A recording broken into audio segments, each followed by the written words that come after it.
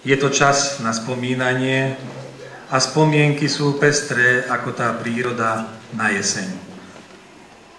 V spomienkách sa nájdú najkrajšie prežité roky, ale aj vážne až smutné obdobia, ale život ide ďalej.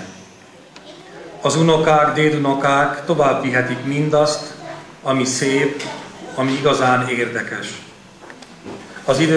Az idősebb generáció legnagyobb értéke, hogy egy örömökkel és küzdelmekkel teli élet után ők már tudják, mi a jó.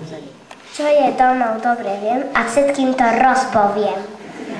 Raz požiad jeden dom, ocko s mamkou býval ňom. Zelený je rovnarinča, červená je ružička.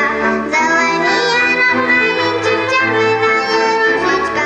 Nyugdíj estént éljük a világot, felnevelve gyermeket, családot.